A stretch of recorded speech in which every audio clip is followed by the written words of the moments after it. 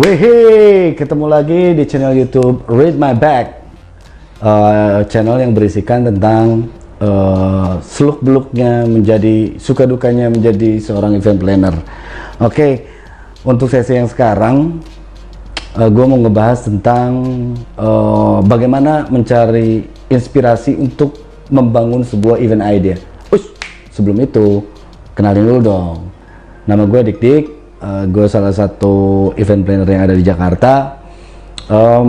Ya gue baru bergelut ini cukup baru beberapa tahun aja di dunia event planner ini. Oke, balik lagi ke temanya adalah bagaimana lu mencari inspirasi untuk membangun event idea. Kalau buat gue sendiri nih, pertama-tama ketika misalnya kita terima brief, lu harus tahu dan bagaimana event itu nanti bakal kejadian. Misalnya lu harus udah bisa ngebayangin nih, oke, ini mirip-mirip kayak eventnya ini deh, ini mirip-mirip kayak eventnya ini deh. Itu dulu, seenggaknya secara gambaran besar lu udah harus tahu event ini bakal lu bikin kayak seperti apa gitu, sebelum lu nge-brainstorming sama internal, entah itu urusan budget lah dan lain sebagainya gitu loh. Jadi udah kebayang dulu nih big picture-nya seperti apa.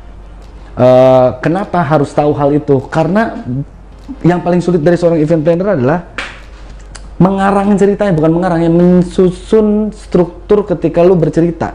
Karena ketika lu mempresentasikan dengan cara yang boring, misalnya, oke, briefnya adalah ini, udah gitu, oke, latar belakang dari acara ini adalah ini, oke, objektifnya adalah ini, yang notabene itu udah diketahuin sama klien dibanding lu, mereka udah paham duluan.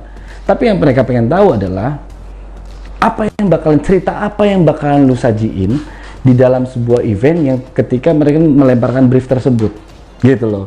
Setelah itu udah tahu bentukannya seperti apa, kira-kira oh ini mirip kayak ini mirip kayak ini. Pertama pasti bingung untuk ngerangkai proposal yang proper dan strukturnya kayak apa. Makanya lu gali-gali tuh, kira-kira mirip seperti ini, oke, gua ambil yang ini. Kalau gua sih ketika udah nemu oh yang mirip 1, 2, 3 proposal yang pernah udah gue bikin, tapi step pertama yang gue bikin adalah briefnya dulu. Kenapa lu harus bikin briefnya dulu itu di awal? Karena seenggaknya si klien tahu kalau kita aware apa yang mereka mau gitu. Jadi nanti jangan sampai ada pertengahan ada hal yang tidak signifikan, ada hal yang tidak sesuai dengan apa yang mereka mau gitu. Setelah gue tulis brief, baru masuklah ke creative insight. Nah, kenapa harus masuk creative insight? Karena kita harus tahu tema nanti yang bakal diangkat seperti apa, konsep ambience-nya seperti apa. Ingat, tema sama konsep itu dua hal yang berbeda. Katanya udah beda, udah jelas, pasti pengimplementasinya pun beda. Tema itu kadang misalnya judul bersama kita mancing di sawah misalnya gitu. Konsepnya seperti apa? Ambience-nya, konsepnya oke, kita bikin seperti Indiana Jones. Nah itu, ini sedikit insight yang gua tahu dulu nih. Jadi biar teman-teman nggak salah kaprah di situ. Setelah nemu insight dan sampai ke titik tema dan konsep sesuai dengan ekspektasi klien, itu gampang-gampang susah sebenarnya. Kenapa gampang-gampang susah? Seberapa rajin lu bisa digging untuk mendapatkan semua insight yang unik gitu. Seberapa kreatif gitu. Kalau misalnya kata mantan bos gue yang lama tuh, dia aktif, dia bilang gini, Dik, kreatif itu seperti gelas yang dikocorin sama air. Kalau air dalam gelas itu belum tumpah, berarti kreatif lu masih belum keluar semua sampai kena intisarinya. Which is berarti intinya apa? Lu harus digging sedalam-dalamnya, lu harus bisa dapetin apa yang orang lain gak bisa dapetin. Sampai ternyata konsep lu, tema dari acara yang lu bikin di proposal itu mau dibeli sama klien. Dan setelah itu bikin proposal itu sebenarnya jangan terlalu idealis, karena proposal itu gue bilang bisa dibilang adalah ilmu terapan, bukan ilmu murni.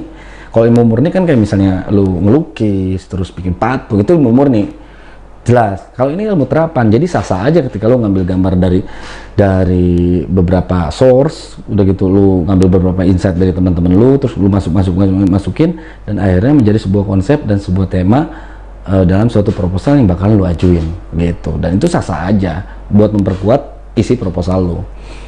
Source yang biasa gue ambil so far selama ini ya standar lah, mungkin secara kebanyakan ya, dari Google, Pinterest, Unsplash untuk gambar-gambar, Pixabay, terus YouTube dan lain-lain lah. Apapun source yang bisa gue cari, gue dapet, gue nemuin, ya itu gue ternyata bisa inline dengan proposal yang mau gue bikin, ya di situ gue bikin gitu.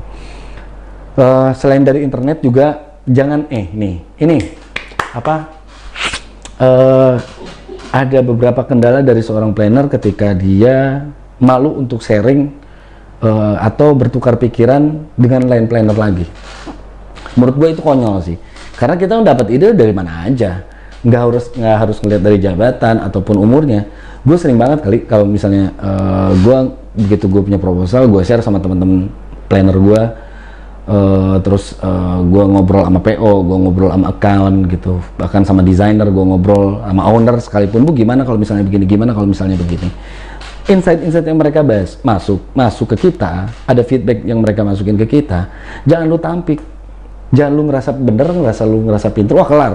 Ketika lu ngerasa itu merasa pintar, merasa benar, hasil proposal nanti yang dikeluarin ketika kita ketemu sama klien dan ternyata kalah, bam, udah die. Jadi lu kalah bukan sebagai tim, dan kalaupun menang bukan sebagai tim, ego ujung-ujungnya apa? Ujung gitu loh. Jadi ketika lu membangun sebuah proposal, mencari ide dari mana aja, inspirasinya lu bisa dapat dari mana aja.